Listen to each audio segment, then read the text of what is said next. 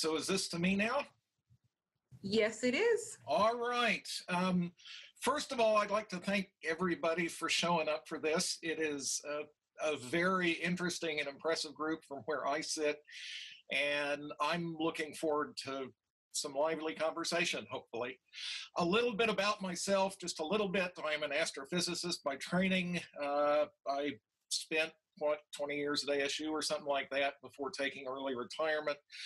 These days, I work with individuals and organizations trying to deal with complexity and, an uncertain future. And so in some strange way, I was actually kind of, unlike most people, professionally sitting here just waiting for something like COVID to come along. I'm not an epidemiologist, but I have spent my career working with complex systems. And I'm going to talk about that a fair bit.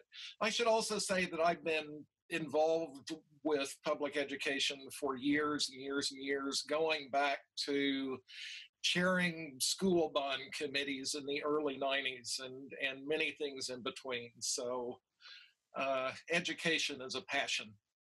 All right, the place that I would like to start, and what I would like to do is just go through a few things, and then, get to the conversation.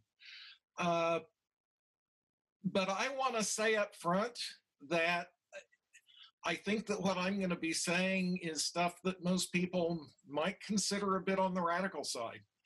Because I am a data scientist, I'm a complexity guy, and I have spent my life crawling around inside of data sets like those that we're talking about here. And I look at what's being done and I just shake my head. So with that said, let me see if I can actually share my screen here. Say screen share, and hopefully it will give me this. Okie doke, so there is that. And if I go up here and view, presenter view, hopefully. Okay, do people see my PowerPoint slide at this point? Yes, it's appearing on like 2 different screens, but yes. Oh, you should actually only be seeing it on one. Hang on for 1 second. Jeff, you're showing us presentation view, not the other one. Yeah, I understand. You should be seeing, usually when you do this, it just grabs presentation view. So give me 1 second. Now let me try this again. I only spend my life on Zoom. You would think that I would know how to do this by now. I'm going to try this one more time, and if this doesn't work, I'll try something else. Okay, let's do share screen again. Oh, for crying out loud. This is why you actually get together beforehand and figure out what you're doing. Okay. All right, there. Is that better? Yes, it is. Fantastic. Okay.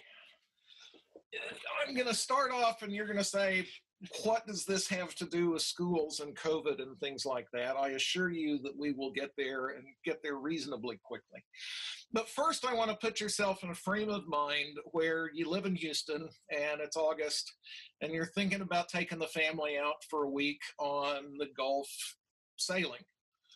Okay, so you decide that you need yourself some benchmarks so that you can safely sail in August out of Houston. And you set up some benchmarks that are just simple numbers. For example, you say that the barometric pressure has to be high or it has to be rising. You're at a point where, hey, it is. This just looks great. You have to say that the midday humidity is less than 60%. That might seem crazy speaking from Phoenix, but if any of you have ever lived on the Gulf Coast, you understand what I'm talking about there. And you say you have a metric that there's been no bad weather for 5 days. And sure enough, there's been no bad weather for 5 days. So here we are in Houston, and we have come up with 3 metrics, and I chose those metrics because in a lot of ways they're kind of suggestive of the metrics that we're talking about for COVID in Arizona. And those metrics are met. There we are, beautiful day in Houston, and so we decide that we're going to go out and take the sailing boat out onto the Gulf. Now, I will say that there is lots of other data available. You know, there's satellite images, there's radar, there's all of that kind of stuff. But I have been told that I can only base my decision on barometric pressure, midday humidity, and history of bad weather. So that's all I get to look at. So here we go. This is a video, August 19th, 20th, 2017. And we're looking at the Gulf. And what you see there is that the Gulf is about as calm as you will ever see the Gulf. Just absolutely beautiful. And so we take our boat and we head out. Except right about here, what I'd like you to do is start kind of paying attention to what's going on there off the coast of the Yucatan, where very suddenly you start to see some storms build up. Okay, the storms look like they might even start to dissipate a little bit until, boom, there's an outbreak. So now we've got ourselves a tropical storm off the coast. So it's already starting to get pretty bad, and people are talking about maybe we're going to have a tropical storm in Texas, until all of a sudden the storm intensifies. In a matter of just a few days after this started, you've got Hurricane, what was it, Harvey, slamming ashore. This was the hurricane that dumped 50 inches of rain in some places and just completely devastated the coast. So there we are a few days later. I lived in Houston for a bunch of years, and so I know what that looks like. Now, what does this have to do with COVID? Well, what this has to do with COVID is that the equations that describe the way that hurricanes work and the equations that describe the way that a pandemic works in a complex interlinked system are not all that different. And so when you look at what's going on here, you can see that huge things can happen very, very quickly. There are behaviors that appear that you never would have guessed could appear. That's the nature of what we're looking at. So, come on. There we go. So there, the nice, peaceful sailboat trip didn't turn out so well. So those benchmarks for safety sailing the Gulf in August are absurd. And of course they are absurd. Nobody in their right mind today would even dream about getting on a boat and heading out into the Gulf of Mexico in August on the basis of metrics like that, because those metrics quite simply do not capture what's going on. Both of these are what are called complex systems. Now, a complex system is a system where there are many different parts of that system, where those many different parts of that system can interact in lots of different ways, and where there's no heterogeneity in the system, where there are all sorts of different configurations possible. So when you talk about complex systems, you talk about the multiplicity, which is just the number of interactive parts. You talk about the interdependence, which is the number of ways parts of the system can influence each other. You talk about diversity, inhomogeneity of elements, connections, configurations, and the sort.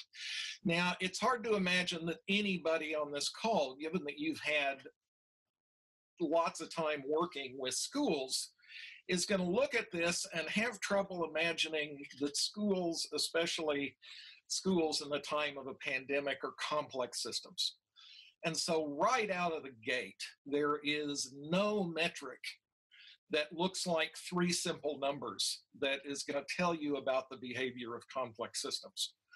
Think anytime you hear somebody talk about that, think about hurricane season in the Gulf, and you were having to make a decision about whether to take your boat out on the basis of barometric pressure, humidity, and whether the weather had been good. Now, increasing multiplicity, interdependence, and diversity increases complexity. So anything that you do that drives these things up makes it more likely that the system that you're dealing with is going to wind up behaving in extreme ways. And those transitions to extreme situations can happen incredibly rapidly. Change of state is exponential. For those of you out there who know about exponential growth, it cannot be predicted far in advance.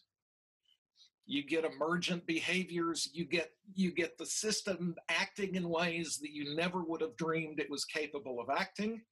And you have tiny changes can have absolutely huge consequences in these systems. This is the technical term for it is chaos. You may have heard it referred to as the butterfly effect. There was a paper that, what was it? If a butterfly, can a butterfly flapping its wings somewhere in South America cause a tornado in Texas? And when you're talking about a sufficiently complex system, the answer is yes. Tiny changes have huge consequences. And this one is important. It is mathematically impossible to characterize or predict the behavior of a complex system in a few simple parameters. Now, let me say that again. That is not a political statement. That is not a matter of opinion. Complexity is a science, and people have been studying complexity for a long time. And so when you look at a system like schools, like a pathogen in schools, and you see that complexity, then you have to know that it is mathematically impossible on the basis of a few simple numbers to talk about what that system is likely to do. Now, I just want to take through, I'll go through this very quickly, showing you the kinds of things that can happen inside that system. So here we have a family, and parent brings home COVID from community spread out there somewhere. And if you're doing remote learning, it stops there because the kid works from home. But let's imagine we're not doing remote learning, but we're doing some kind of hybrid learning. And so that kid goes off and is a member of hybrid, small pod. There are only 9 students. It's not that bad, right? Well, actually it is, because those 9 students are not isolated. For example, there's a teacher, and that teacher is in other groups as well and can spread it. Another thing that we know is that COVID is airborne. I actually was listening to a MESA meeting the other night, and I forget who asked, but one of the folk from MESA said, oh, no, we don't really know that it's airborne, and so on and so forth. That person was dead wrong. Absolutely dead wrong. We do know that COVID is airborne. We know it because live infectious virus has been found great distances from people who had it. We know it because there are many anecdotal, anecdotal is the wrong word. There have been many cases, and you've heard of some of them. There was a church choir in Washington somewhere. There have been many cases where there was a single individual who was contagious, leading to super spreader events that the only reasonable mode for that contagion was airborne transmission.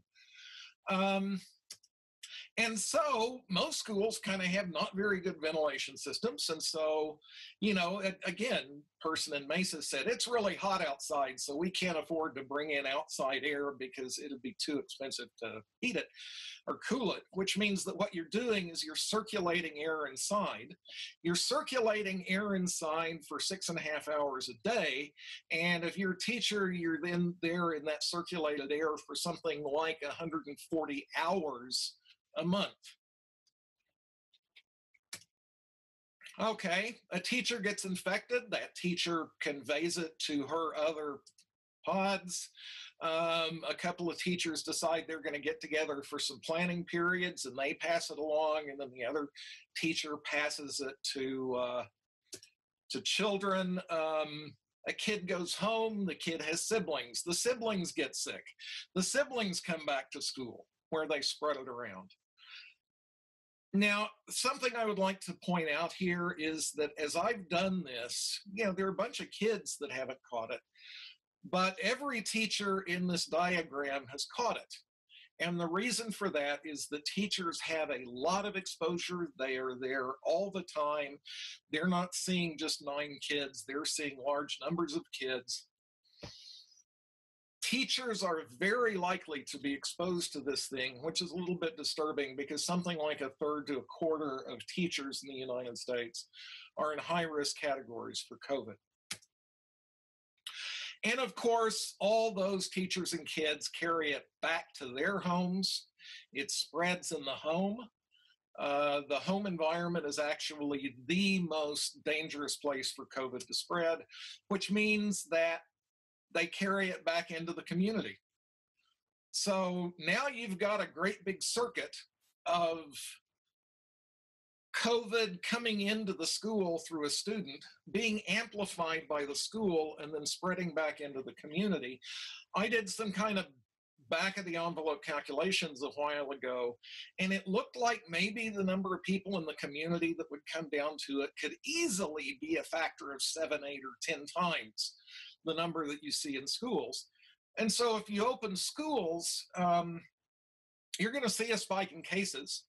And most of the people who suffer from that spike in cases are people who never set foot on a campus. And so you're making a decision not just for your teachers and students and parents and, oh, our kids, we don't have to worry about them too much. You're making decisions for the entire community. And in fact, the entire community is going to bear the brunt of those decisions far more than anybody actually in your district. Now, okay, so there we go. There was something else there. Of course, what I showed there was only one school of many. So here we have a whole bunch of classrooms doing all of this and a whole bunch of ways that people can interact with each other. And so if you think back, I was talking about complexity, and I said that as things became more complex, the opportunity for extreme behavior went up.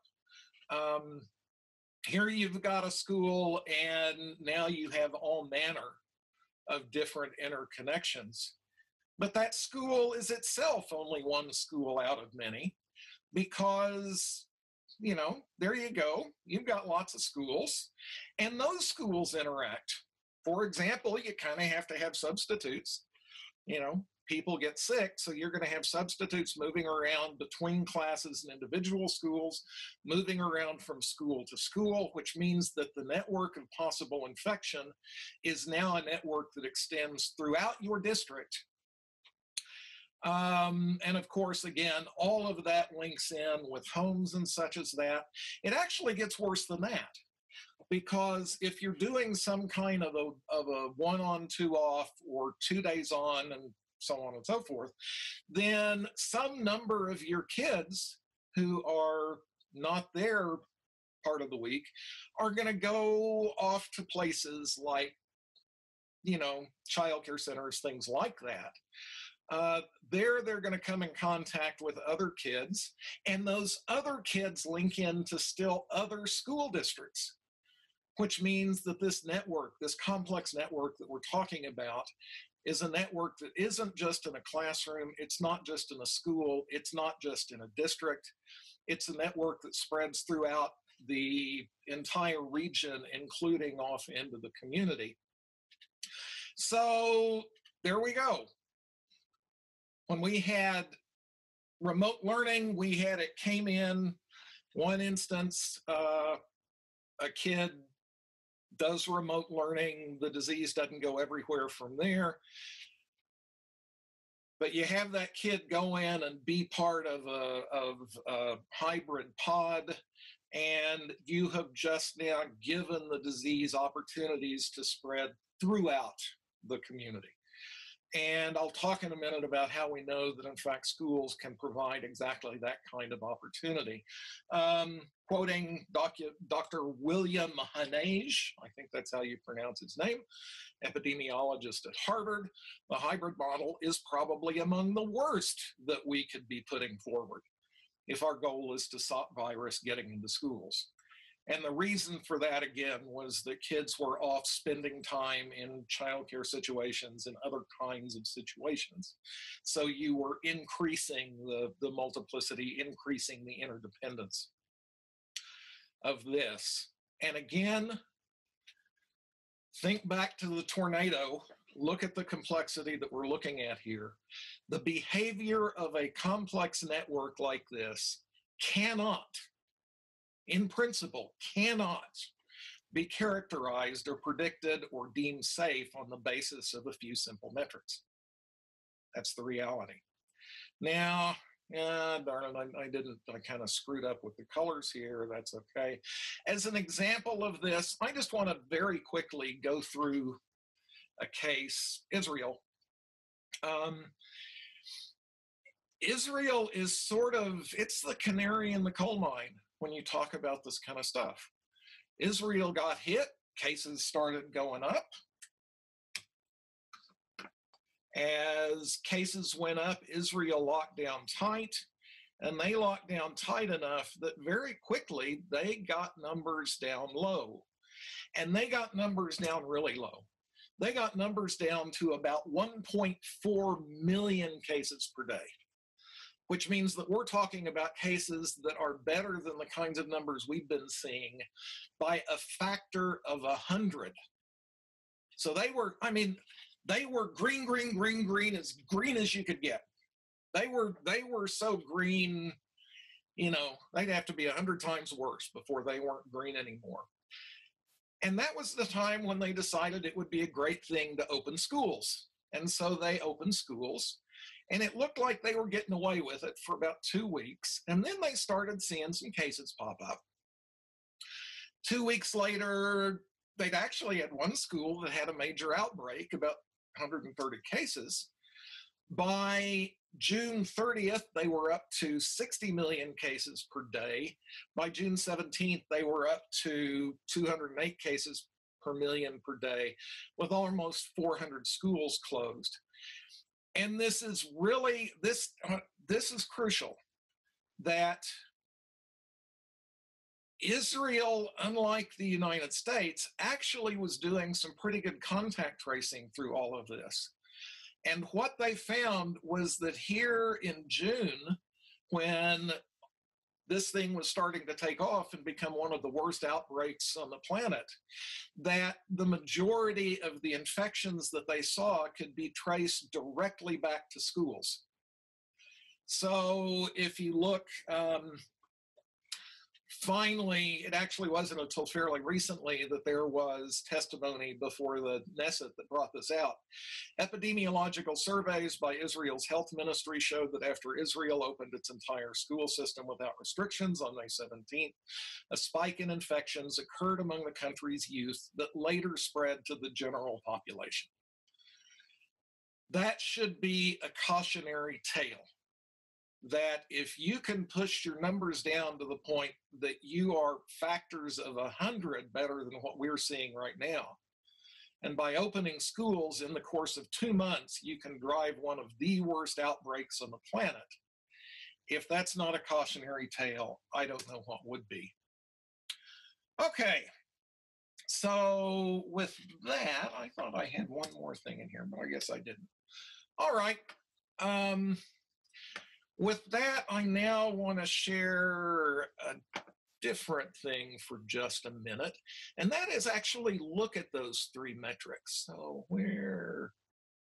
which one is it? There we go. Okay. So you should now be seeing kind of a black screen with some handwriting on it. Is that what you're seeing? Yes, we are. Okay, fantastic. Plus a graph. Yeah, let's look at those metrics for a second. One, a 2-week decline in weekly average cases or 2 weeks below 100 cases. Diagnostic test percent positive, less than 7%. And COVID-like illnesses, less than 10% of hospital visits. Well, I want to look at that for a second. Let's start with the decline in cases. All you have to do to generate a decline in cases is reduce testing. And in fact, if you look at Arizona, in the last 2 weeks, we've seen almost a 30% decline in the number of tests. We're seeing a 2% decline in testing per day. So of course, our numbers are going down. We're testing less. That one's easy. There's more to it than that, though. Let's look at that diagnostic testing positivity thing. And what I want to look at here, and I won't bore you with all the math, but what I want to look at here is what happens as you change the people that you test. There's an old saying, lies, damn lies, and statistics. The way that you lie with statistics is you change how you are choosing the sample of people that you're testing. And in this case, it turns out that fatality rates among minorities are far higher than fatality rates among whites. And we can talk about the implications of that. Okay. Suppose you have a group here that has a low positivity rate and a group over here that has a high positivity rate. The obvious way to make your numbers look better is to start testing more of the people who have a low positivity rate and fewer of the people who have a high positivity rate. And I actually worked through the numbers here. Turns out that it's really kind of amazing. Hispanics are about 2.5 times as likely to have a positive test as whites. Blacks are about 2.1 times as likely. American Indians about 4.2 times as likely. So these are not subtle numbers.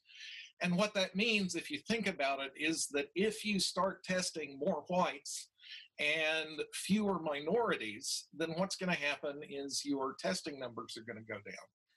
And so just for the heck of it, I just, you can put whatever numbers you want in here. I just kind of put some numbers in here. I said that the number of tests was down by about 1/3, and so the numbers that I put in here corresponds to 2/3 as many tests. And you might think, oh, that's great, it's 2/3 as many tests, and so I'm not going to have to, that's not a huge effect maybe. Well, if you preferentially reduce those tests among Hispanics, Blacks, and American Indians, then you've only reduced the number of cases by 1/3. On the other hand, if you look at what you've done to your positivity ratio, you've taken that from 0.8 down to 0.7. So you just went from, this is really unsafe, to, hey, how about that? We're now meeting a criteria. Another thing that you have done is that you have reduced the number of cases by almost 60%. Because again, what you're doing is you were testing fewer people who have higher case rates. Now, I have not actually looked, but if I would guess, all of these nice centers that have been set up where you can go get tested, whoever you are, preferentially serve higher SES communities that have lower positivity rates.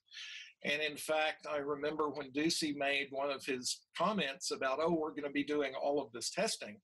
He was very adamant. All you people out there who just want to go see if you've got it, just go test, and that'll, just go do it. What he was really saying there is help us make the numbers look better by driving the positivity ratio down and driving the apparent number of tests down. Apparent number of cases. So why is it that the benchmarks that we're told we're supposed to rely on only rely on things that can be easily manipulated, having to do nothing other than make some subtle choices in who you're giving tests to?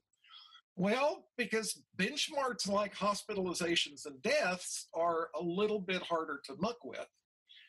And so when you dig into the data, you might say, why do benchmarks not include things like mortality rates? Well, here's what the COVID in Arizona, what the COVID case fatality rate has been doing.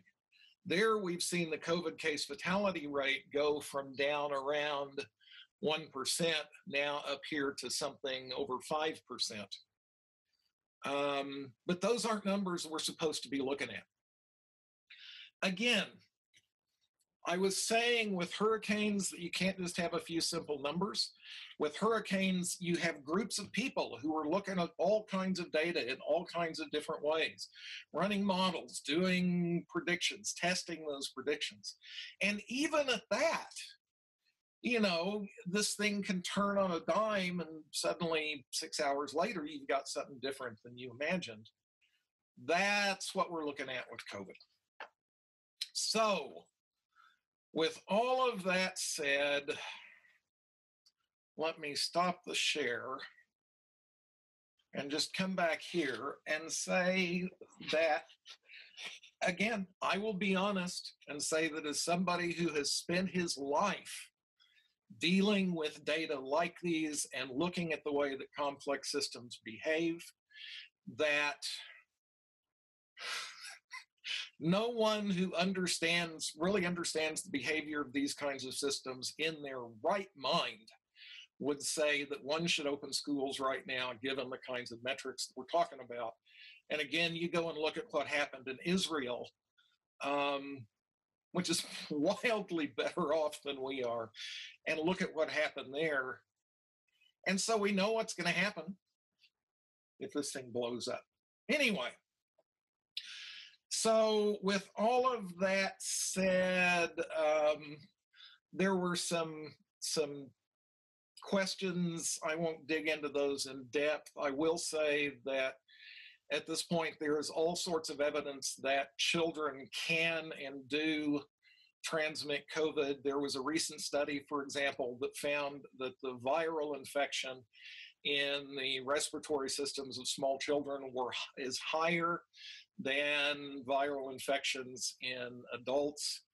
There are plenty of cases out there in classes, small classes, in childcare settings where a single child came in and spread it.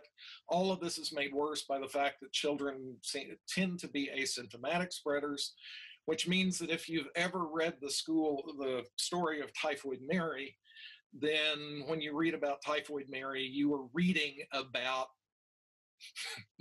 what happens when you've got kids running around in these environments with COVID. I think with that, that's probably, that was an awful lot of information. I think with that, I will happily hand it back to the group and take questions and, you know, let's just talk about it. Thank you. I think that there are, well, actually, was it Susan that unmuted? I was just going to get to some of these questions that are in the chat. Okay. So I think Chris Cotterman asked, don't deaths/hospitalizations go up as a percentage if you are conducting fewer tests? The disease did not suddenly get more deadly than it was a month ago. The disease did not suddenly get more deadly than it was a month ago, but if you start preferentially testing people who are less likely to test positive and are less likely to get seriously ill, and that's another thing, you know, as you do more tests of young people, for example, then the number of deaths per test starts going up. That ratio starts climbing. And that's exactly what we're seeing. And so again, I have not looked to see what fraction of you know, different ethnic groups, different SES groups have been tested, but I was talking about ways that if you played with testing, that you would bring down all the metrics that we're supposed to be looking at. But those ways of playing with testing would also have the effect of driving up the case fatality rate, because you're weighting the testing toward people who are less likely to die. So all of that's consistent. And in fact, the data that it's a lot harder to fudge mortality data or to fudge hospitalization data than it is to play around with case numbers. You have to be careful saying that, because since the handover from the CDC to Health and Human Services in mid-July, the numbers that we're getting across the board are increasingly dicey, frankly. But even so, the idea that we're just supposed to be looking at case numbers without looking at actual hospitalizations. By the way, one of the metrics is what fraction of people make hospital trips that have COVID-like symptoms. Again, all you have to do to see that number change is convince people that it's safer to go to hospitals, because people have some minor illness, condition, they're worried about COVID, they don't go in. And if they're less worried about COVID, they do. And so psychologically, if you can make things look better, then you increase the number of people who don't have COVID-like symptoms going to the hospital, which means that you decrease the fraction of people going to the hospital who have COVID-like symptoms.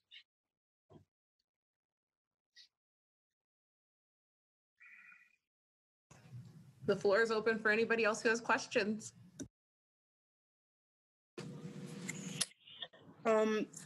Part of this, Susan here, part of this is looking at the deliberateness. I know in doing volunteer work or volunteer collection of supplies for Navajo, that those numbers are very, very skewed. That, for example, people that need funding from Navajo Nation for burial support cannot do a GoFundMe.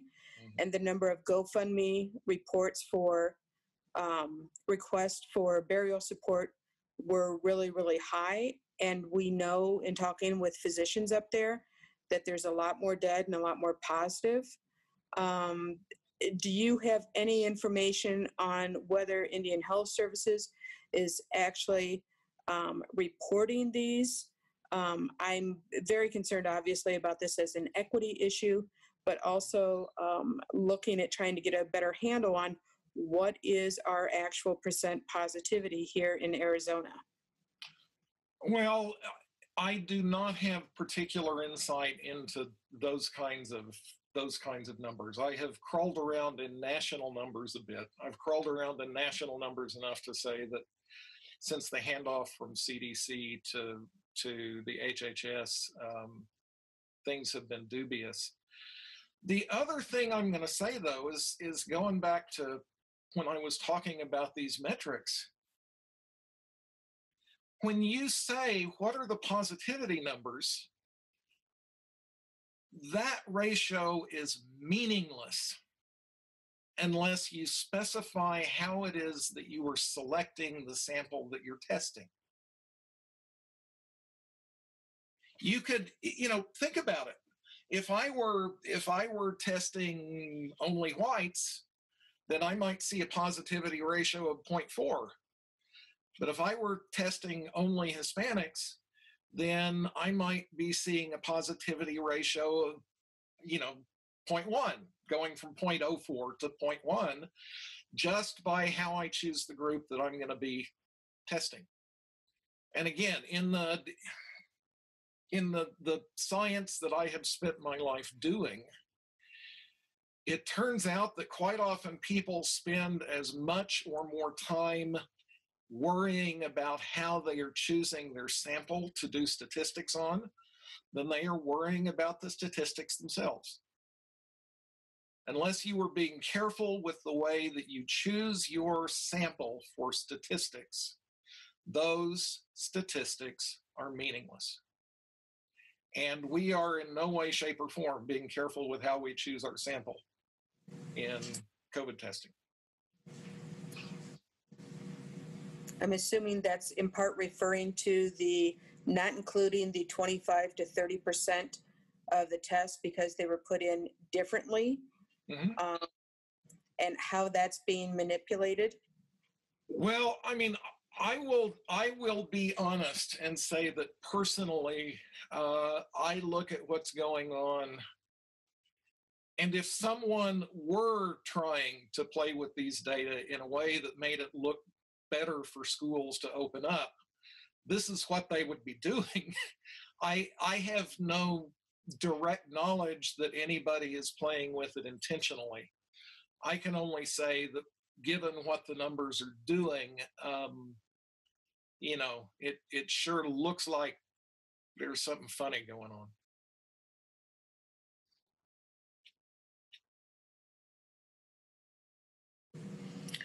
So we know based on, and somebody else can ask questions too, but we know that the 7% positivity was a made up number or made up benchmark. And we have video documentation of that with Dr. Christ. In your opinion, is there a number that is acceptable, or is it just looking at, barometric pressure for whether you should even be going sailing in August? Any simple set of numbers that you decide to look at as a metric, as a benchmark for whether you can open, is looking at humidity, barometric pressure, and whether it's rained in the last 3 days, but deciding to go sailing in Houston. I mean, it just is. What you have to do if you're dealing with the complex system, and there are reasons why there are buildings full of very, very intelligent people who are trying to stay on top of the weather. There are reasons why on Wall Street they go out and hire large numbers of very, very intelligent people to try to make predictions about what the market might do. There are reasons why people who actually understand how to deal with complex systems get lots of really clever people together and have them crawl around in data, looking in all different ways, coming up, trying to be as clever as they can in how they look at those data to make decisions about what's coming up next. There is, again, a whole science out there that deals with how do you manage complex systems. And the answer is you absolutely do not come up with 3 simple metrics and imagine that tells you. Another problem that you have, by the way, when you look at those metrics, looking at cases, I get sick today, okay, or I'm exposed today. It turns out that it is something probably of order a week or something like that before I start getting symptoms. Turns out, by the way, that the most infectious time, even if I'm going to develop systems, it looks like probably the most infectious time for me is in the few days before I develop symptoms. So even though I become symptomatic, I spend time as an asymptomatic spreader. But it takes an order a week to go from getting infected to the point that you start having symptoms. Maybe then you go in and get tested. Once you get tested, it is taking typically about 9 days for the results of those tests to actually find their way into the various metrics, which means that there is about a 2.5-week lag between when something happens that changes infection rates to when you start seeing the results of that. And then if you change policy on the basis of that, it's going to be another 2.5-week lag before you see results of the fact that you changed policies, which means that if we see something happening today, we're looking at something that was associated with a policy that was set in place at a time when the only data they had to look at were what for now are a month ago. So there is no such thing as staying on top of this thing. that another mistake that people make, actually kind of funny. I did one of these things for a group in Fairfax, Virginia, and predicted that they were about to have an outbreak in Virginia. And I got a call from a reporter in the DC area who said, we want to do a thing on this. And I came on and I explained, you're about to have an outbreak. And sure enough, about 2 days after I made that explanation, there was an outbreak. And the reason there was an outbreak then was that you were looking about 2.5 weeks after one of their stages in opening. I won't go into details. And so if you get in a hurry with COVID, if you look at numbers and say, hey, these numbers mean that things are better today, and so now we can open bars and we can open restaurants and we can go back to school and all of that kind of stuff, you're asking for trouble, because you're making that decision on the basis of old data, and you're not going to know that that decision maybe wasn't a great decision until it's had 2.5 weeks to run free. And if you look at what happened in Israel, you give this thing 2.5 weeks to run free and you're off to the races.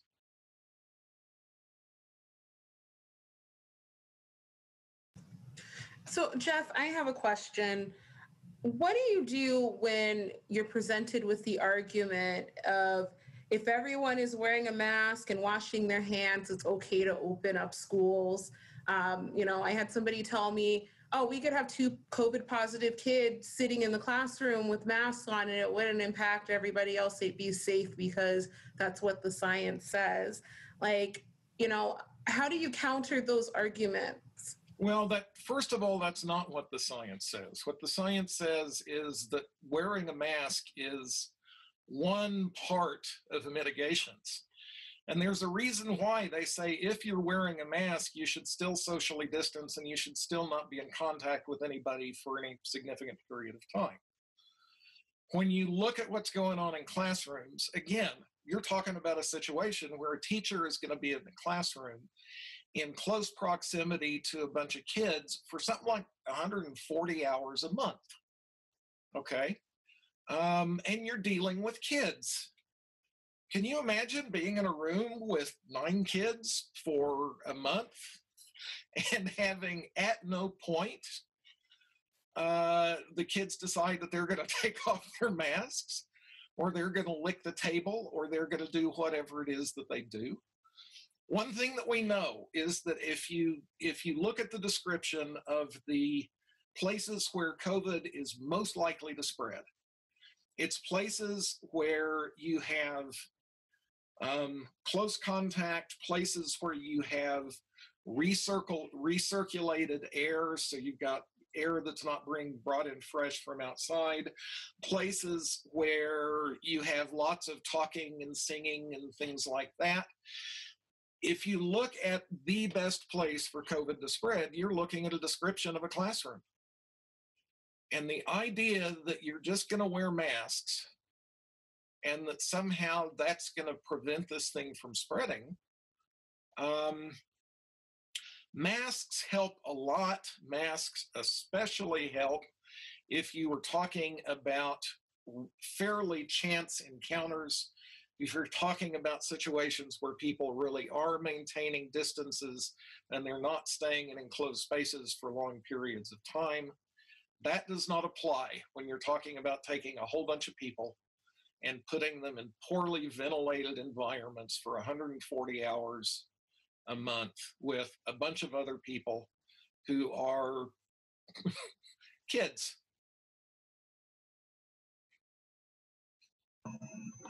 Dr. Hester, I have a lot of concerns. I mean, I think that's why we're all here. But I keep seeing school districts, they're using metrics that are specific to their district. Right. And which is insane. Like yesterday, Maricopa County was 12.9%, but Mesa is celebrating an 8%. And I don't live in Mesa Public Schools, but I go there daily for my job in normal circumstances.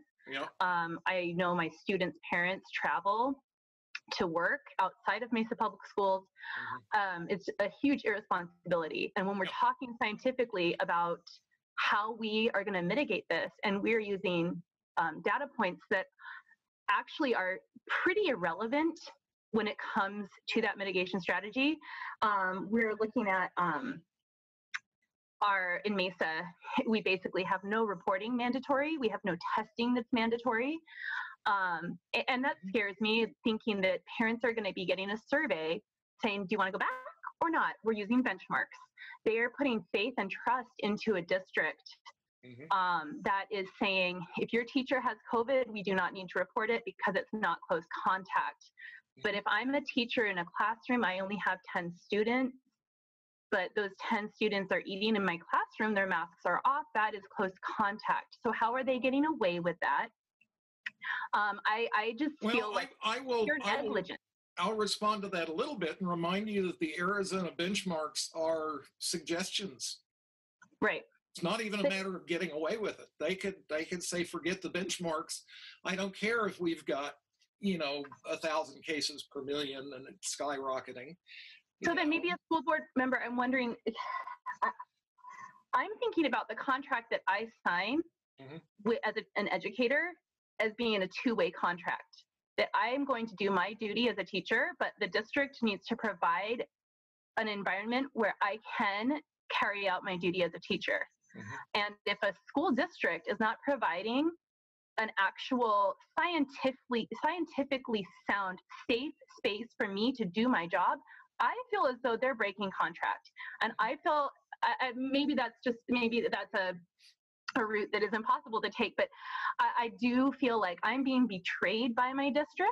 I feel like they are not being held to a standard that is going to ensure my safety and the safety of students. And I feel that, if I'm invited to a party with 10 people at someone's home and we're all going to wear masks, I'm saying no. When I look at the data, I'm saying no to a social situation, and you can guarantee we're wearing masks, and then I'm going to see someone with their mask below their nose. And then the host comes out with some food and we all take it off and we all eat for just a minute. We put our masks right back on. We go home, we spread that.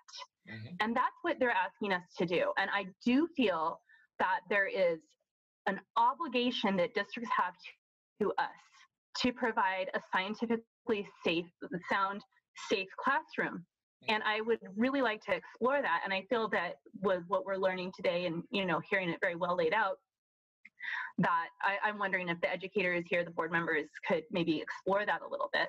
Well, I would let me respond, and then I'm interested in hearing other comments. One is that you are absolutely right, and I will be honest that when you look at this and you look at what has happened elsewhere, I mean, first of all, I hate to say it, but the hope for districts that haven't opened up face-to-face yet is that enough other districts are going to explode quickly enough that they're going to say, oh, that's a bad idea. You don't want to be the first one to the gate on this. From a teacher's standpoint,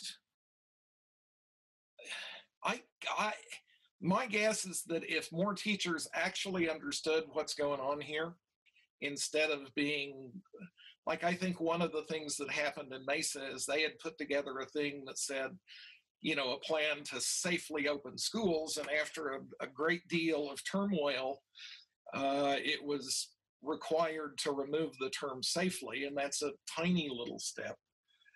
But we're understanding what I know about this thing.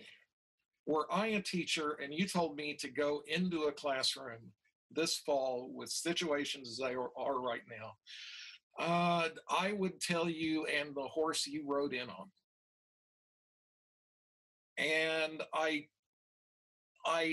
think that if more teachers understood what's really going on, then if enough teachers gave that kind of response, I think they could probably force the issue. And so, one can hope. There was one other thing I wanted to say. What was it? Yeah, it'll come back to me.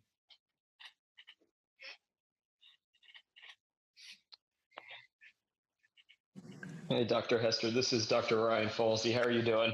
Doing all right. Good. You can hear me. All right. Great. Yeah. I've been working closely with Susan quite a bit here. I have two kiddos that go to Scottsdale School District, and I'm a dermatologist who owns a practice with 50 employees down in Chandler. Mm-hmm. And I'm also a clinical assistant professor at the University of Arizona. And back in my younger days, I used to be a cancer researcher as well. So. Oh, fascinating.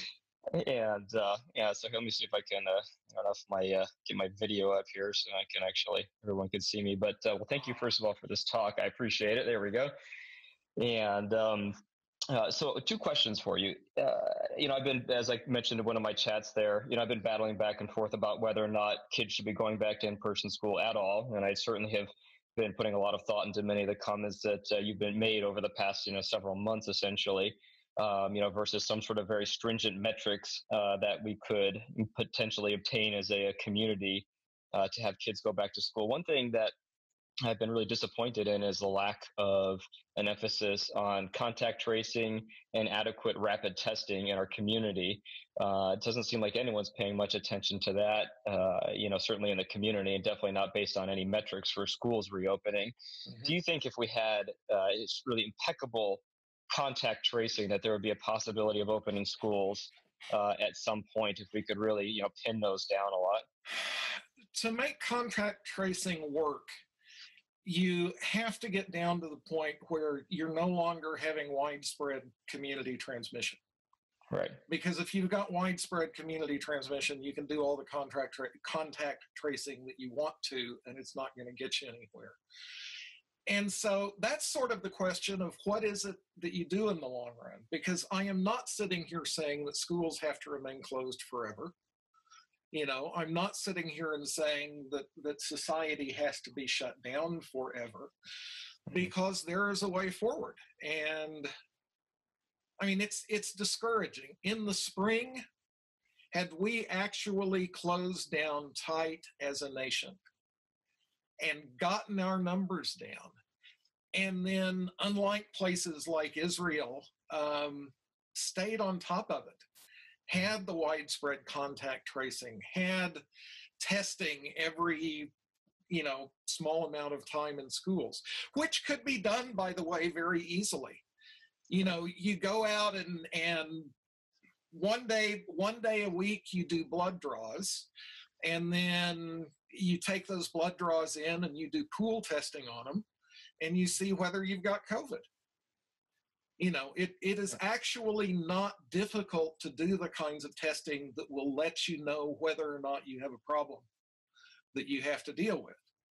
But I don't know that I have heard anyone in the context of schools talking about anything like pool testing. I think the reason that they're not talking about things like pool testing is that they are looking entirely to the Department of Health Services and, the state and the federal government for guidance. And right now that guidance isn't very good. And so there are lots of things that could be done. Another thing that I would say is that right now, keep your kid out of school, because 2 or 3 weeks from now, your kid's going to be out of school anyway, because this thing is going to blow up, and it's just a question of how much collateral damage there is between now and the time that this thing blows up. A thing that I find frustrating, and if you ask my wife, who's actually a principal in Mesa, a thing that I find frustrating, I was saying last spring, instead of wasting all of this time pretending that you're going to be able to open up and putting all of that energy into it, why are you not putting all of that energy into figuring out a way that you can actually make remote learning better? Right. Figuring out a way that you can actually, in that kind of a setting, provide the kinds of social services that kids really do need. For example, just one I thought about a little bit, just kind of off the cuff. Say that I'm a teacher and I've got a class of 30 people. Okay, maybe I break that class of 30 people into 5 virtual cohorts of 6 each. Those virtual cohorts now, when they're not on directly with me, and even when they are, are studying during the day, you bring their families into that, so that as a teacher, I'm spending some of my time dealing with kids in a virtual cohort and some of my time dealing with parents in a virtual cohort, where now the parents have people they can turn to for support. And in fact, if maybe it's a group of parents that decides that they trust what each other is doing well enough that they say, hey, our families are going to say that we can get together and we're going to take that risk, and so on and so forth. If you've got a cohort like that, you find a student in education who's off at ASU or someplace like that. I've actually thought it'd be great in a situation like this if districts would go to universities and say, will you give a semester's credit for either general studies or some kind of education class for one of your students to be a person who works consistently with one of these cohorts over the course of a term. And then you wind up having a cohort of those people at the university who themselves are working virtually with a faculty member. Then you turn to companies like, Intel or whoever, and say, we're not coming after your money. We're not coming after equipment. That's not what we're here for. We're coming after your people's time. We've got some classes in calculus at the high school, and we're doing these in cohorts. Would you be willing to commit to spending 2 hours a day, 2 or 3 days a week, working with that cohort remotely? Mm-hmm. And I find it very difficult that you're a person who could do that in various contexts. I'm a person who could do that in various contexts. And on and on and on and on and on. And so if people would actually step away from this, we have to open face-to-face, we have to open face-to-face, and start thinking seriously about how you could do a better job of remote learning, you could do some really fascinating things. We are in the process right now of inventing what education is going to look like in the future. That's another thing. When we think of business as normal, the past, it's dead. The only place that business as normal exists anymore is in our memories.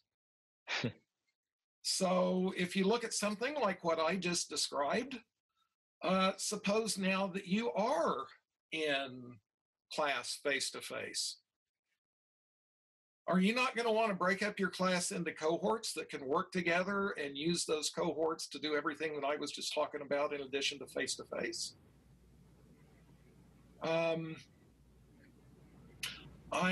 I could ramble on at length about this stuff.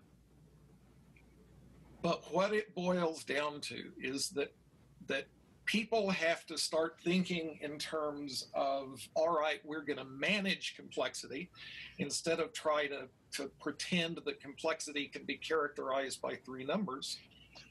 And we're going to do what is responsible to do instead of trying to convince ourselves we can open when we can't do it safely. And we should start putting all of that effort into figuring out how to do the best job that we can do. Right now, COVID is making the rules, and COVID doesn't care. That's rule number 1. COVID is making the rules, and COVID doesn't care about your kid. COVID doesn't care about you. COVID doesn't care about what a whole bunch of parents come to the board meeting and scream about. COVID doesn't care about any of that stuff. And COVID is making the rules. And rule number 2 is see rule number 1. And until we get the biology right, COVID isn't going to let us do anything else. And we've learned that. Again, go back and look at what happened in Israel. Dr. Hester, I have a quick question. So kids are in daycare centers all over Arizona. Yeah. And like our Tucson Unified, we opened up to our at-risk students last week. And I was shocked when a mom, she was taking her son in, and she said she works at a daycare. There's 70 kids there. And so I know that there are children that have been going to daycare centers all across, and we have things, we have YWCAs, YMCAs opening up, and why haven't we seen this increase with the, I guess my question is, people say to me, so if they're in daycare centers, why aren't they in schools? Who said they haven't? And if nobody's been, if it hasn't been increasing and they've been in daycare centers, why can't they be in schools? Who says that we haven't Had the increase? had increases in those? I know, for example, let me go back. There was a case over the summer in, God, what was the name of the place? There have been a bunch of cases. I'll go to one. I'll talk about a case in DeWitt, New York, where they had a small daycare center, and it was a kind of a home care type situation, and they had one asymptomatic kid come in. By a week later, they had, I believe, 16 cases that traced back to that one kid that had led to infections in 4 different families. There was a case in Oregon where, it was a similar kind of thing, where a child came in and there was an outbreak like that. And the company that was running it, this made the news, and the company that was running it refused to provide any information about how many COVID outbreaks there had been at other centers in the country. So they're being around here, I know for a fact that there are, just in the preparation for school, I know for a fact that there are several districts, in fact, districts represented on this meeting, that have seen COVID cases among their teachers. You haven't heard about it because it hadn't made the news. So they're being covered up. I mean, well, they're not. I want to be careful. I don't want to say people are awful people, because I don't think that people are awful people. I've known an awful lot of board members over the years. I've known an awful lot of people in superintendencies. I've known a lot of folk like that. I have known very few of them that did not care deeply about their schools and their kids. Right. And all of that kind of stuff. I just think that they are, by and large, people who, they didn't sign on for running a school district in the midst of the worst pandemic in 100 years. And they have no background to think about things like, what is a complex system and how does it behave? And if you actually look at these metrics, what do they tell us? What do they not tell us? And so on and so forth. And when you talk about where there have been outbreaks, there have been a bunch of them, and you haven't heard about a lot of them. Yeah, we have a daycare center in Tucson. It's very popular, and a friend of mine's daughter worked there, and she said there were 10 cases. So I asked a reporter to look into it, and when she contacted the owner, he said, oh, we had 2. And so, I mean, no daycare center nor school, right? No, we don't want that story in the news. Yeah. Another thing that's going to happen is, as K-12 schools decide they're going to open, we've also got universities deciding that they're going to open. You look at ASU is a disaster waiting to happen. You look at what has happened elsewhere, where a friend of mine, actually, her niece goes to Notre Dame. And if you recently saw that huge outbreak at Notre Dame, where last I heard they were up to 173 cases or like that, her niece's sense was that all of that traced back to one kid who went to a drinking party where they weren't wearing masks, who knew he was positive, and less than 2 weeks later you've got a 170 person outbreak. And again, for each one of those people, you've got transmission on into the community, and away you go from there. So coming back to an earlier question about should we just be looking at our district, should we just be looking at our county, so on and so forth? No, for several reasons. One is that the numbers are too small.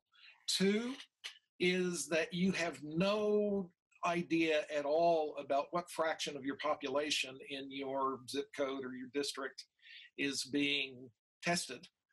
Three, people are mobile. And, you know, the way that it got from China to here in no time at all was people getting on airplanes and then getting off airplanes and carrying it with them. How many people that live in Mesa work in Gilbert, or work in Tempe, or work in Phoenix, or work in Apache Junction, or whatever? All of those are vectors of contagion. And the idea that you would look in your immediate vicinity to decide whether or not it's reasonable to open is nuts.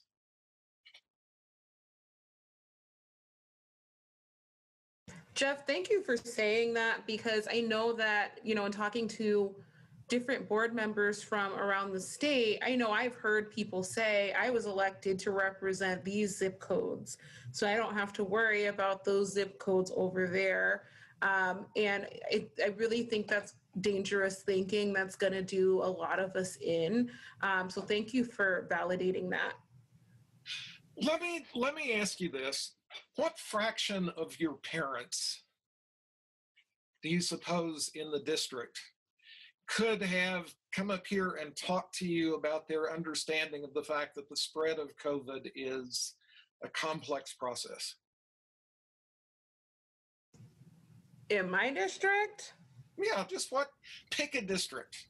What fraction of your parents do you suppose could talk about the complex, chaotic dynamics of a school district in spreading COVID?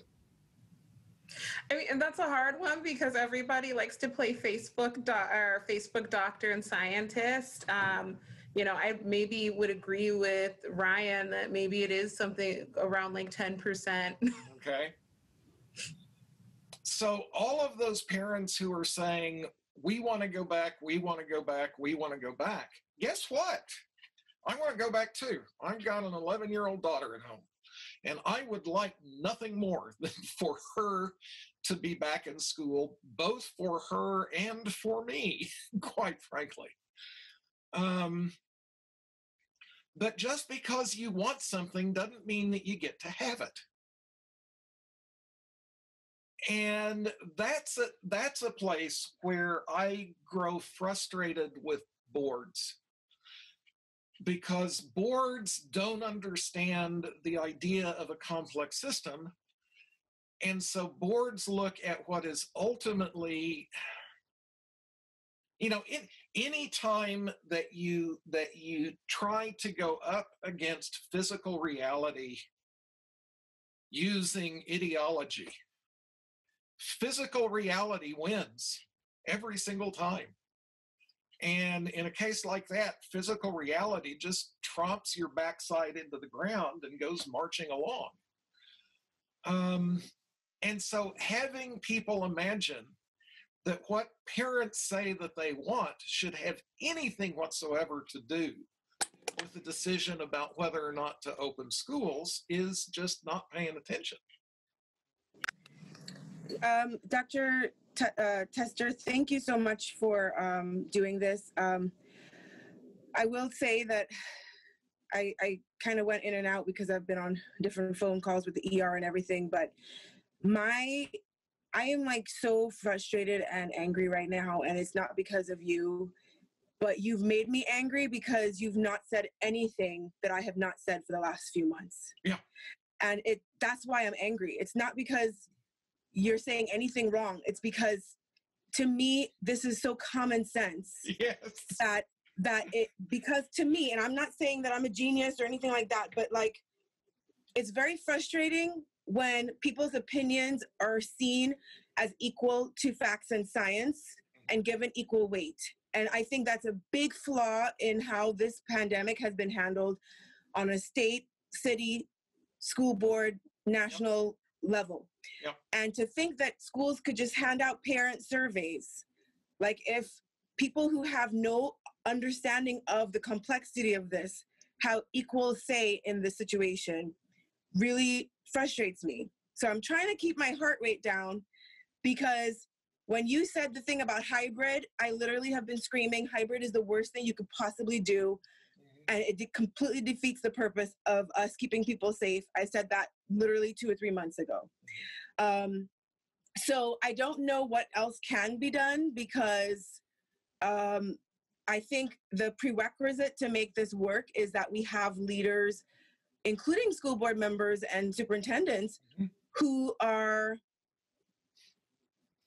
willing to kind of fix kind of that programming that they've had as people in that position about the weight and importance and significance of parent opinion, and totally throw that out the window for this pandemic or any health crisis moving forward. And that can be said for sex education too, because this is the same concept, okay?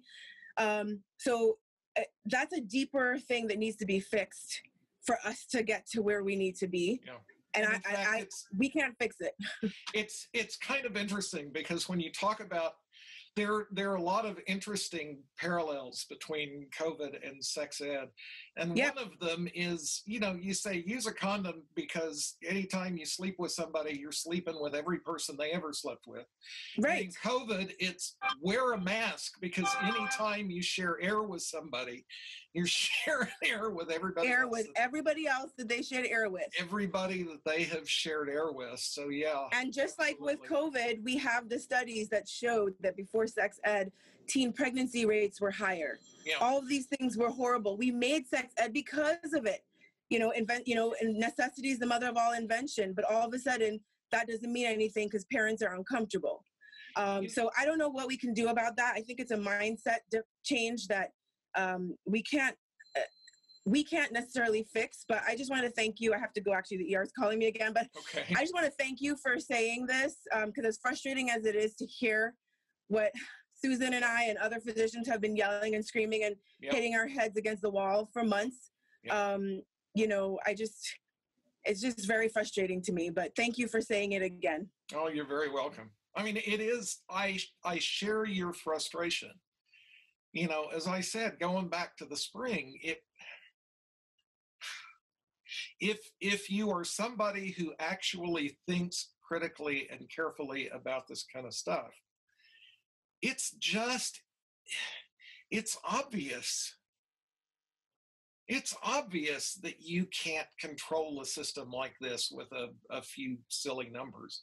It's obvious that when you're seeing outbreaks all over the place, that you can't take large numbers of adults and kids and shove them into small spaces. Those things are just obvious. It's a little bit like an analogy that I use is, it would be really nice if I could flap my arms and fly, and I could maybe even get a governor to declare that if you flap your arms, you can fly.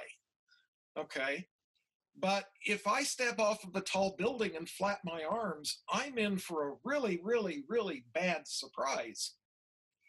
And it's the same thing with COVID. If you ignore it, if you pretend that somehow your decision to open the schools is actually your decision, that somehow what you are deciding is going to affect what COVID does in any way other than to give it an opportunity, then you just don't understand what you're dealing with.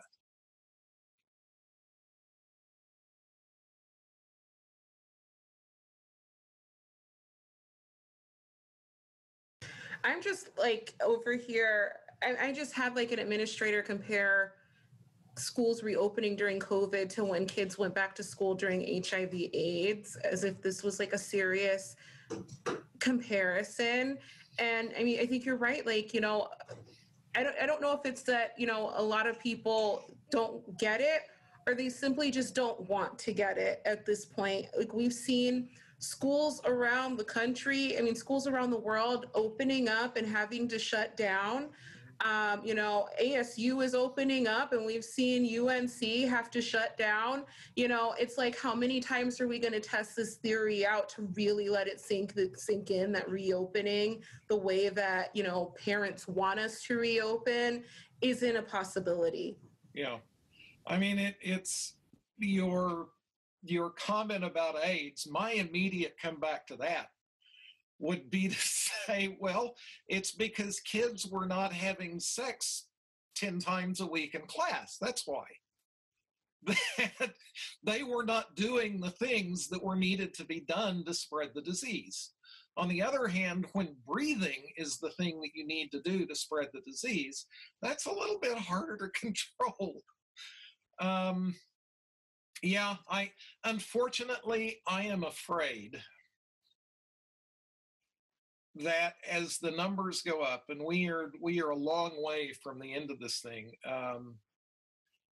that the number of people who have had a loved one suffer from this, is that fraction of people is going to get larger. And I kind of hope that, I wish we wouldn't have to wait for that, but sooner or later, I suspect we're going to get to the point that enough people have had personal contact with this thing. So that's one aspect of it. Another aspect of it, the doctor that was on a minute ago was talking about being angry. I got angry enough the other night that I wanted to just put my fist through a wall when I was watching a school board meeting where a group of people were getting together virtually and came within a hair's breadth of voting to send teachers and kids back into classrooms face to face. Now, that's one where a bunch of school board members know that it's dangerous. They know that it's dangerous enough that they don't want to get anywhere near each other, even if it's just for a couple of hours. And then they decide that it's okay to send or get very close to sending people off to schools, and still imagine, well, we'll revisit it in a couple of weeks and maybe we'll send them off to school then. I say that one had me mad enough that I hate to use terminology like this, but if that's not a chicken shit move, I've never seen one. Thank you, Dr. Hester. I really appreciate you taking the time here, and love the analogies and the description. I think what we're fighting up against a lot, from the medical standpoint and trying to work with the community and educators, is this is a public health crisis. This is not a popularity contest. Mm-hmm. I feel for those school board members who are getting, 400 emails saying, I need my kid in school. It's my right. I get to choose. You know what? It's a public health crisis. COVID doesn't give a rip about your choice. COVID's going to choose whoever it wants. And we as, healthcare providers and policymakers are doing the best we can to try to keep this from overwhelming the system and from overwhelming our educational community.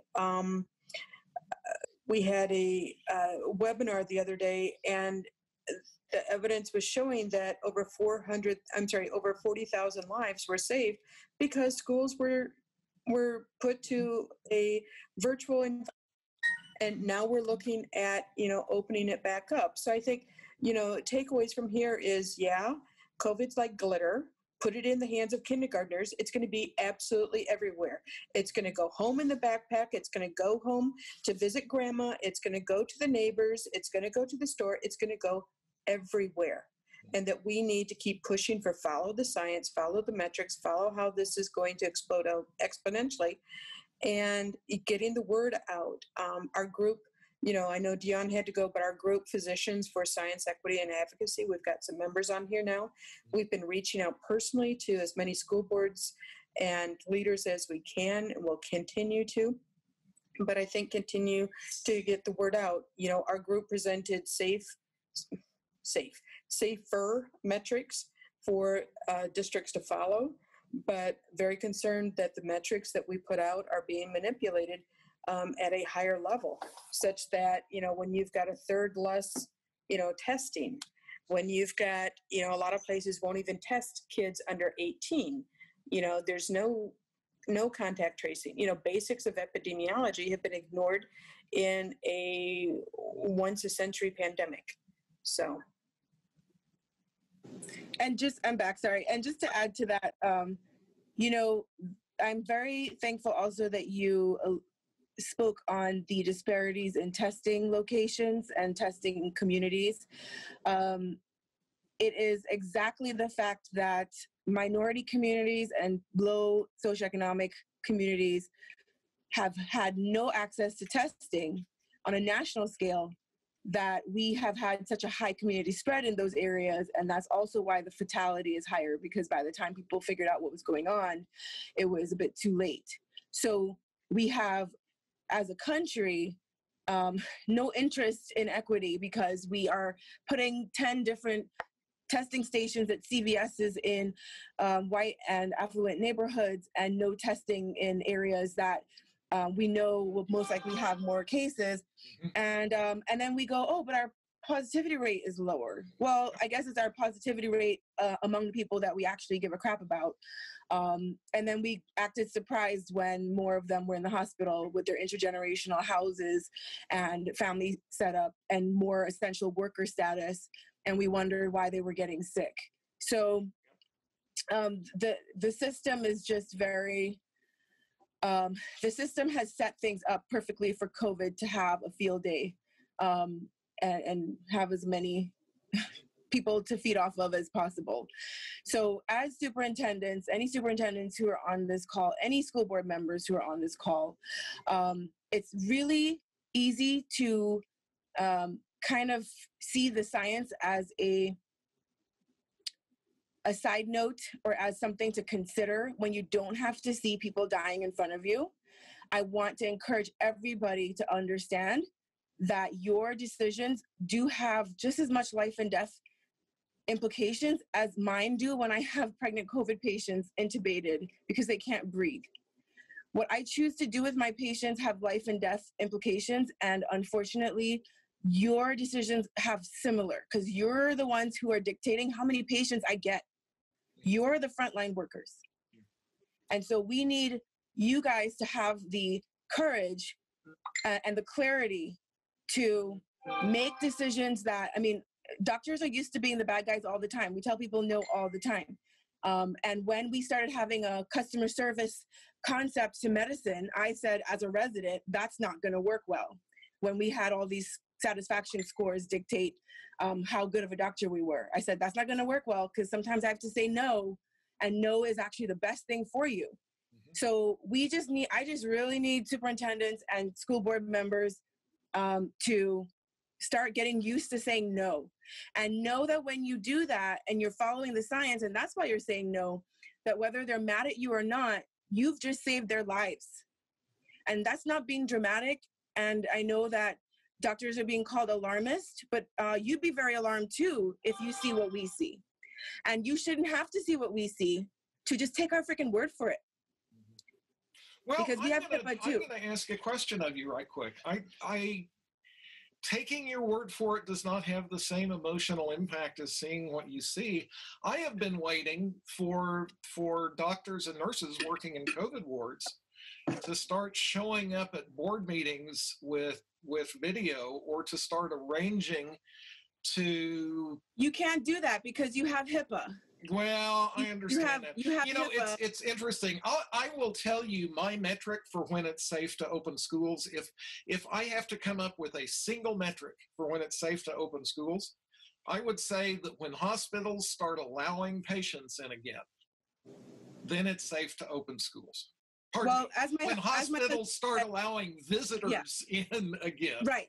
So as my husband says, when I stop wearing a mask everywhere, then he'll stop wearing a mask everywhere. Yeah. When I stop wearing a mask to the hospital for hours on end, and like you said, when we can let visitors in to the hospitals and be with patients, and we finally feel safe enough to do so, then I agree. I think that would be a good indication, because regardless of the positivity rates, there has been no word at any of the hospitals that I have privileges at about even thinking of releasing the mask rule or releasing the visitor rule. It's not even on the table. So if that's the case, then why is it on the table for schools? COVID doesn't just live in the hospitals. It lives in the community first before it comes to the hospitals. That's common sense. It lives in the community first. So we got to attack it in the community. And that includes in mitigation. And one last thing, I'm glad that you touched on the fact that we spent so much time in denial for months about this, that was precious time that should have been spent on planning virtual curriculums, making sure that we had access to technology in areas that don't have it, making sure that, instead of this last minute scramble of teachers finding out the day before the first day of online academy that they had to teach online academy. We've known for months that schools aren't safe to be in, but we've spent so much time thinking, surely everything's going to be great, instead of being proactive. And just like in medicine, prevention is where we save lives, not necessarily in reacting. So there was time. We are not the first state to have COVID. We watched other states go through it, and we wasted our time. We're not New York that was caught off guard. We were watching New York for months, and we had the time to plan accordingly, and we didn't. So that's where we are. We could get into looking at national numbers, and they're fascinating. I don't know if you have ever looked at the case numbers since COVID appeared, minus New York and New Jersey. But if you do, it's really fascinating. What you see is it goes up and then it goes flat. Outside of New York and New Jersey, the nation never brought numbers down at all. And then as soon as, people started screaming, open up, open up, open up, it started growing again, and it literally resumed exactly the same trajectory it had been on. So we spent months, we spent huge sums of money, we cost huge numbers of lives, and for every life that you cost, of course, you do serious long-term damage to other people. Acute respiratory distress syndrome is not a fun thing. Having microclots spread through your kidneys and brain is not a fun thing. We don't even know what the long-term consequences of this thing are. And instead of actually doing something about it, we played this game where we never did anything as a nation. And so while New York and New Jersey worked really hard to get it under hand, the rest of the nation did nothing. We did nothing to bring down numbers elsewhere in the nation. And that's just, but I will say, we cannot go back in time. That we don't get to do. And we can bemoan the lost time, and I do bemoan the lost time. But today is once again day one. And if you look at where we are, and if you look at what's going on, this thing is going to be with us for a long time, which means that today is a better day than tomorrow to start talking about how can we maybe do virtual cohorts, and how can we make things better, and how can we get social services involved in a more realistic way, and so on and so forth. Doing that today is better than doing it tomorrow, and doing it tomorrow is better than doing it the day after. That right now, even every day that a district spends hemming and hawing and pretending that it's going to get to open in the near future, and that when it opens, it's going to get to stay open, is time that they are not spending actually figuring out how to deliver the best possible, the best possible everything to the kids that they have. I mean, the thing is that if you go forward 20 years, look back, there are going to be people who are doing really, really fascinating things, really, really interesting things, and you're going to ask them when they became the person they became, and they're going to tell you 2020. That learning means collecting experiences. The experiences that we collect are the experiences that we then use to construct our mental and perceptual and social worlds. We are our experiences. And instead of worrying about completely silly stuff like how do you get kids when they're remote to do well on tests, how about saying, how can we give these kids the best possible experiences under these kinds of circumstances? And to do that, you have to think out of the box. To do that, you have to accept that you don't get to tell the world how to be. But darn it, if you are in a position of leadership, then your job is to go out and figure stuff like that out and then tell people that if they're asking for something they can't have, that they're asking for something they can't have. The notion that a school board member would do something reckless that is going to cost many, many lives because a bunch of parents scream at them about how they really wish they could have their kids in school is so incomprehensibly irresponsible, I don't even know where to put it.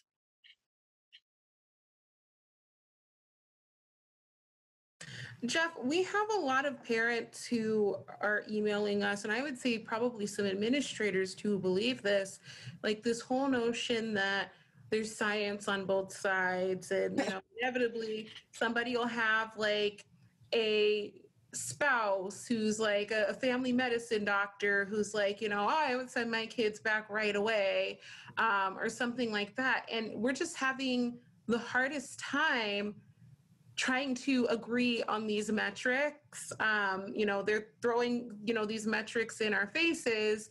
And, even when, the metrics said we were on red, oh, well, my spouse is a family medicine doctor. There's science on both sides. And the social emotional cost to children way outweigh, the costs of COVID. Like, I don't know how to continue to have these conversations with people, and it just kind of feels like these are people who don't want to acknowledge the science. Like they want to accept the scientific data that supports their beliefs. Mm-hmm. Yeah. Boy,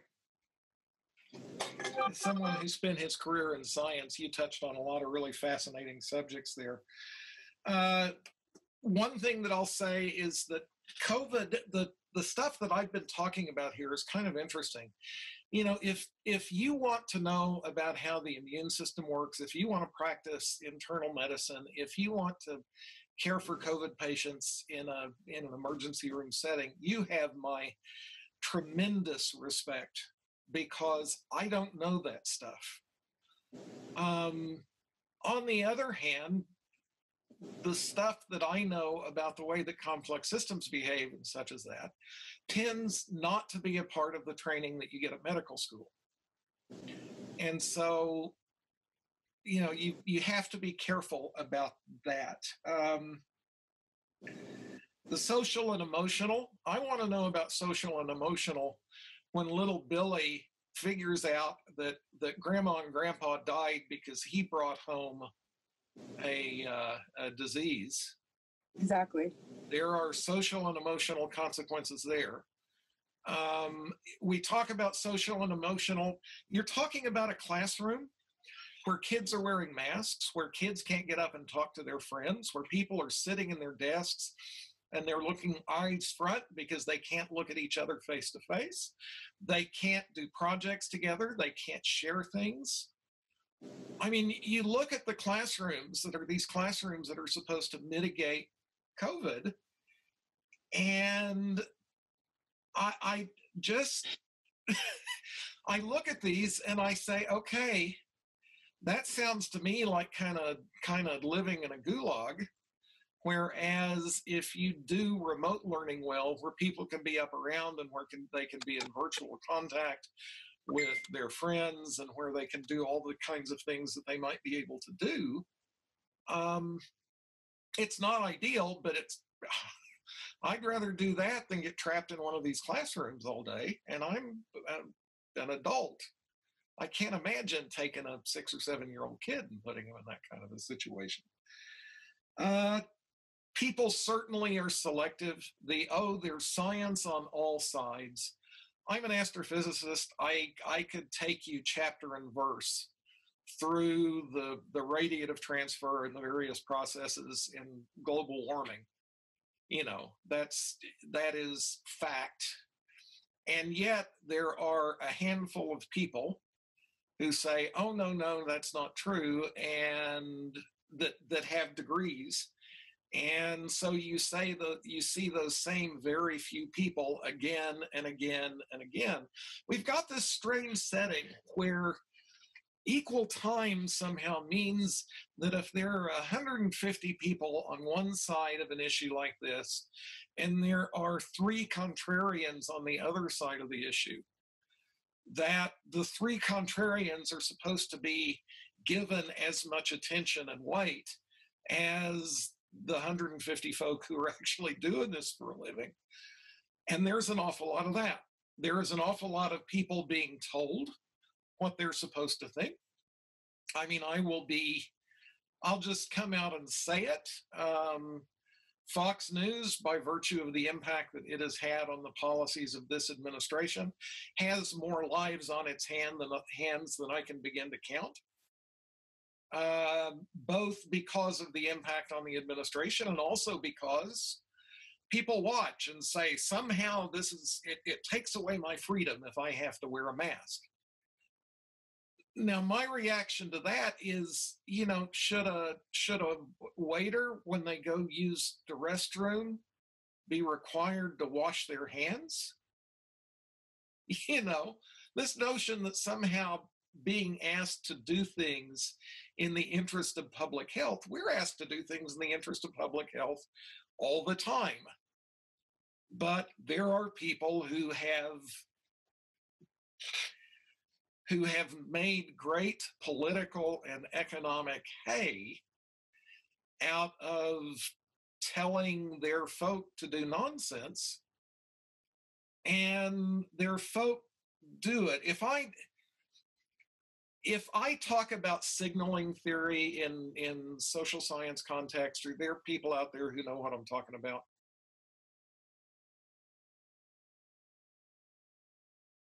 Okay, the people are first and foremost social. And in fact, Maslow's hierarchy of needs is wrong. That the most central need of humans is for social connection. And as a result, we will put staying a member of our social group ahead of anything. And if that means believing ridiculous things like somehow wearing a mask is an assault on your freedom, then we will believe that wearing a mask is an assault on our freedom. Because to say otherwise would be to cut ourselves off from our group, and to cut ourselves off from our group is the one thing that our brains just won't let us do. And there are people who understand that full well and manipulate us using that fact.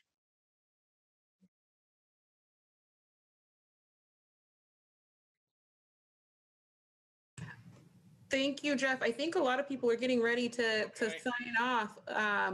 But I know that, I learned a lot, and I think that it was definitely validating for a lot of us too. So thank you very much for taking the time to present and answer our questions. Oh, you are very welcome, and I hope that you will spread it far and wide. I am passionate about this stuff. And oh, we will. Yeah, okay. Another thing that I will say is that if there are other groups like this that would like to have this conversation, don't hesitate to reach out. Do you think you could put your email in the chat for people who maybe have some other absolutely I will. Yeah. My email is Jeff at jeff-hester.com. And my webpage that needs a lot of work done on it is, as you might guess, www.jeffhester.com. And on Facebook, if you want to reach out there, I'm not sure. I think I'm Dr. Jeff Hester or something like that there. But if you reach out, you'll be able to find me there. I've got a YouTube channel. So I have been putting this stuff out in various places where hopefully people will be able to get to it. With everyone's permission, I will probably post this thing so that people can listen to it. That works for us. I know a few people were like, are the comments going to be posted? And I'm like, possibly, but I don't think anybody said anything that was inflammatory, but yeah. I didn't hear anything. So again, I really, let me talk to school boards and answer questions. Let me talk to superintendencies and answer questions. Because people need to understand this stuff, and they don't understand this stuff. And because they don't understand this stuff, they're going to be making decisions that they think are the right decisions. And they think they are acting in the best interest of kids and parents and their communities. And in the process, they are going to destroy people's lives. And I am Pollyanna-ish enough to think that there should be at least some people in those kinds of settings who, if presented with real information on this kind of stuff, will act on it. So I am more than happy to help people reach out to, groups like that.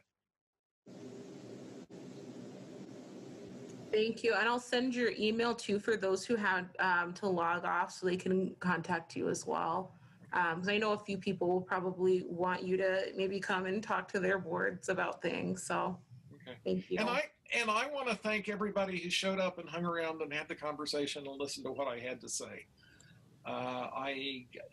It seemed to be a very good group, and I very much appreciate everybody's interest in, really learning about this thing.